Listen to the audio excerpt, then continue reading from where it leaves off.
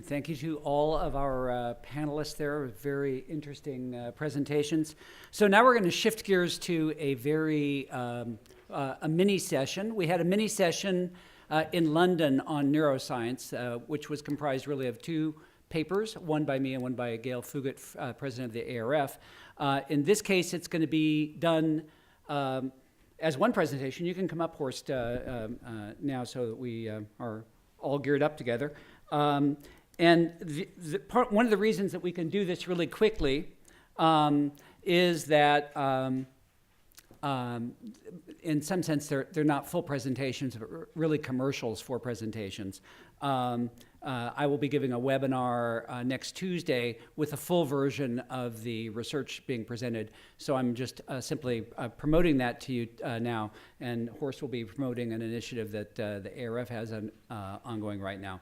So beginning with my little bit, we have observed for quite a while, and you've just seen a few great examples of it, that there's repeated evidence in many, many studies of a strong magazine media ROI, strong performance in market mix models, in the kinds of ROI studies that were just presented. They always sort of show effects of varying scales, but they don't tell us why. Why would those print and digital numbers look so good? Could be extending reach. It could be timing and sequencing, the slower accumulation of magazines added to a TV schedule. It could be about credibility. It could be about mood moments. We've seen some research over the years, particularly from Starcom MediaVest, that focuses on that aspect. It could be about the influential networks that are activated through when you advertise in magazines, or it may be just simply that messages received through different channels are more effective than messages repeated through the same channel over and over again. What my paper that I'll be presenting on Tuesday in the webinar explores is whether there's something really about the way our brains process information that comes through magazines and or newspapers that and our cognitive process that might be part of that explanation. I was commissioned by the MPA to take a look at this. So the MPA is actually the sponsor of this work, and it aspired initially to be a meta-analysis where you could try to take a look at a lot of other research that had already been published on the subject and see whether you could estimate average effects. It turns out that the definitions and methodologies were not consistent enough that I found to where I would call it a meta-analysis. It's more of a review, but it's taking a look at hardcore neuroscience, peer-reviewed, published research in journals like Nature Neuroscience, Cell, stuff like that, all available expensively through university libraries, to try and see what they know about how we read and how the brain accomplishes reading, and in particular, whether there are differences between reading on paper and reading on screen that had surfaced in that literature. And I uncovered about 150 peer-reviewed articles, books, and papers. It turns out there's been a fair amount of work on this, not so much pure scientific consensus, but it turns out that we do know an awful lot at this point, the we being the royal we of the scientific community, about how our brains accomplish reading. This is, of course, not a genetically endowed trait that's passed on genetically yet. We really only began reading about 8,000 years ago in a relatively brief and evolutionary time. So every generation has to learn it anew. It's rather difficult, but now that we have brain imaging technology, we get to see exactly how the act of learning to read and accomplishing reading fosters communication among different parts of the brain. So part of what the review will cover is that, and it's some very interesting stuff. And then the particular focus on the differences that researchers are finding between reading on paper and reading on screen is the core of it. And to summarize, or to use Steve's dessert before main course metaphor, basically what the literature shows is that screen reading has been demonstrated to be faster. We tend to be in scan mode. It's associated with lower comprehension and recall, lower rates of transfer to long-term memory, less retention, in fact. And it's blurred a little bit because of the fact of hyperlinks. In much of the screen reading, people are suffering from what they describe as cognitive load, having to decide whether to stay with the main thing or branch off on a hyperlink, and a certain amount of distraction. Paper reading is shown in this research to be linked to higher levels of emotional response. And some of this is seen as a function of tactility, to the stimulation of non-conscious desires. And one of the few studies that I turned up that focused specifically on advertising communication as opposed to, say, school studies or university-based studies, looked in particular at this. And also to conditions of reading that are less stressful, more relaxed, and perhaps more receptive. And then it still turns out that most people, when given a choice, will opt to read on paper. And I think this has been the experience of many publishers as well, who expected to see tablets, say, take over. But in fact, when they make the tablet versions available to their readers, people still opt for the paper version very often. So the net conclusion is, and this completely wouldn't have occurred to me going into it, but it turns out that print, the old ink on paper part of our business, may be the secret sauce to a lot of this advertising effectiveness that we see. And that evidence is still accumulating. We can't really prove it yet. It's a very fertile and fast developing field, but it's that possibility that is opened up by this review, and that's part of what will be discussed in greater detail in the webinar. So if you're interested, please go to the MPA website and sign up for it. And with that, I'd like to introduce Horst Stipp from the ARF, who will talk about what they are doing there. Well, thank you very much, Scott. Hello, everybody. I'd like to introduce you to a new ARF research initiative under the headline, How Advertising Works Today. We're kind of looking at very, very similarly to sort of learn from everything that has been done in the past, especially from the more recent studies, to better understand what is still the same and what has changed. We hope that the outcome will be that with some new original research, we will generate some ground truth on how advertising works. So we got three projects that are listed here. The one that is most closely connected to what Scott is just telling us about is the experiment number 2 under the heading of where should we spend the next marketing dollar, which medium does what for us. We are focused on how brands are built in the brain in the various media.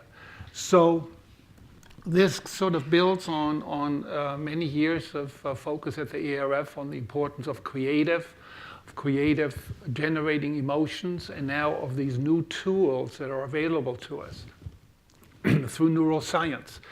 A lot of what Scott just talked about is now moving into marketing. A lot of this research is now being applied to marketing issues like testing advertising. We did 2 projects, one in 2011, which we refer to as our Neuro 1. Now, Neuro 1 was in response to advertisers saying there are these new companies out there that use neuroscience, and we don't really know what that's all about. Can you take an objective look at it? Because everybody who comes to us tells us that, they're the best and will solve all our problems, and that sounds too good to be true. The second project that we did that we refer to as Neuro 2 sort of looked at the bottom line issue, which is, do these methods really predict sales better? Do these lessons the insights that we get from that research really relate to sales? So we could spend like half an hour on that. I think I have 4 minutes left. Our bottom line conclusions from the first study was that neuromarketing methods really provide a better and more detailed insights on emotional reactions. And that the second study then really kind of confirmed that if you add those methods to your traditional tests, we didn't advise anybody to throw out traditional methods if they worked for them. But if you add these neuro methodologies and use them in an appropriate way, you can end up with identifying creative that sells more. So we've been very positive, and you could even say sort of aggressive in promoting these methods to our membership and educating them about them, answering their questions and connecting them with vendors, always encouraging them, of course, to draw their own conclusion and choose their vendors.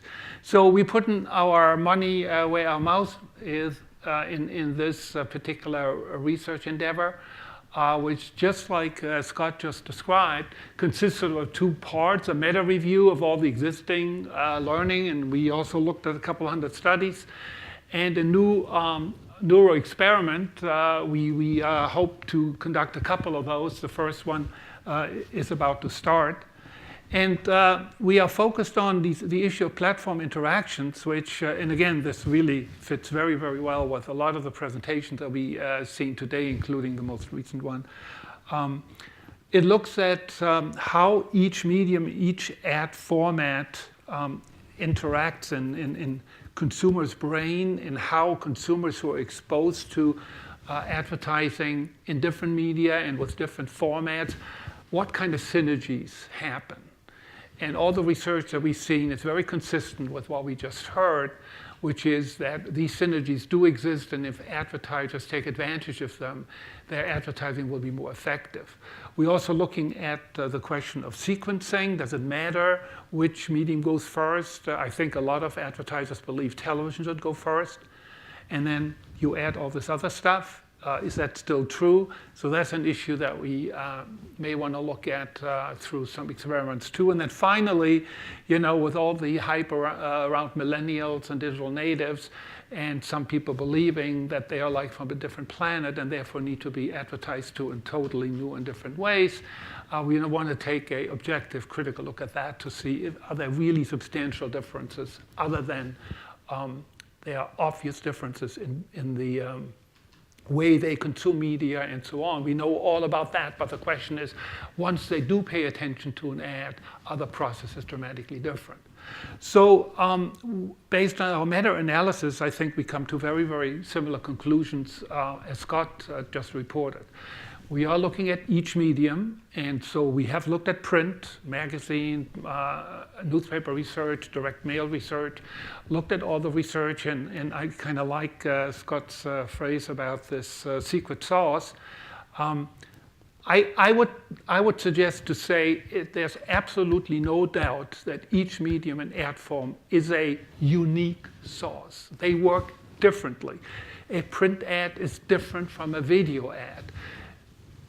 Going online and using your fingers with a computer or with a mobile is a different act than touching paper, having paper in your hand. All those things impact how a medium affects the consumer, and there seems to be a lot of evidence that the advantage of cross-platform is that rather than sticking with one medium, and I'm not talking about reach at all, I'm talking about what happens in the mind of the consumer, that if you reach the consumer with, let's say, a TV ad or a digital ad, and also a print ad, that reaching the consumer in different ways, with different formats, when the consumer is in a different state of mind, can work better and creates better synergy than just hitting them with the same kind of message in the same medium all the time. So our research so far indicates that there's really a lot of support for everything that Scott just said, and there's something really unique and valuable about print, as there is about each other medium.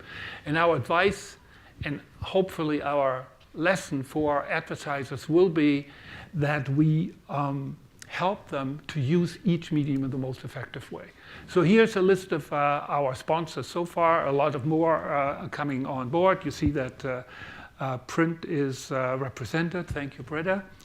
And if you want to join us, either by supporting the new research or sharing insights that you have on how print works and what this special and unique source might be, we really hope to hear from you and want to work with you and help the industry learn more about the advantage of each medium, including print. Thank you so much, and I'm out of time too.